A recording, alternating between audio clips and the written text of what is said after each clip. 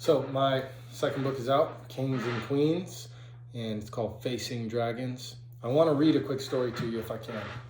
Bear with me. There once was a man known in the city for great wealth. His home stood tall on a hill, filled with light, laughter, and peace. People often came to him for advice, not just about money, but about life, love, and purpose. One day, an old friend came to visit. His face was sunken with worry. His hands trembled with anxiety. "Why you?" the friend asked bitterly. "I helped people too. I prayed, I worked, I gave, but nothing stuck. I'm drowning in confusion while you sit in peace. Why does life favor you?" The rich man did not answer right away. He handed his friend a bowl of stew, placed a warm cloth on his hands, and invited him to sit.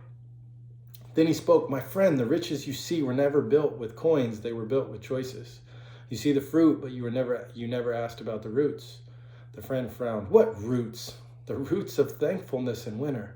The roots of joy where there was no harvest. The roots of discipline when I had nothing but doubt in the bank and fear in the belly." The rich man stood and walked to the window. "I remember being where you are, angry, jealous, lost, wanting the world to give me a sign, a gift, a way out. But all I had was breath, and I made it my wealth."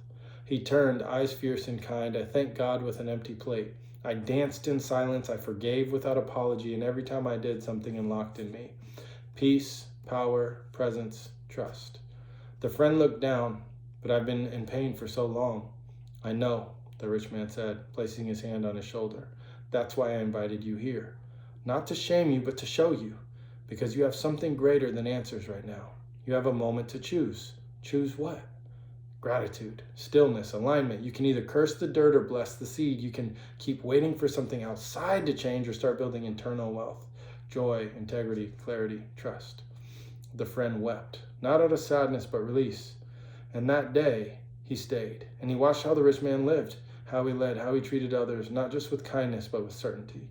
Not just with love, but with divine order. And slowly something awakened in him. Not dollars, but direction. Not power over others, but peace within himself. Years later, the friend became a man of great wealth too. Not because he chased money, but because he cultivated internal riches. Vision, discipline, compassion, and faith. And whenever someone asked him how he did it, he smiled and said, "Gratitude was the gate, trust was the path, and joy was the treasure I found before the gold ever came." There's so many stories in here, just like that one. The king and queen metaphor, and just metaphors for people to hopefully help change your life. Yeah, I hope you enjoyed that. I hope you check this book out. That's just one little small story. I'll share a few more as we keep going through this process. I hope you enjoyed.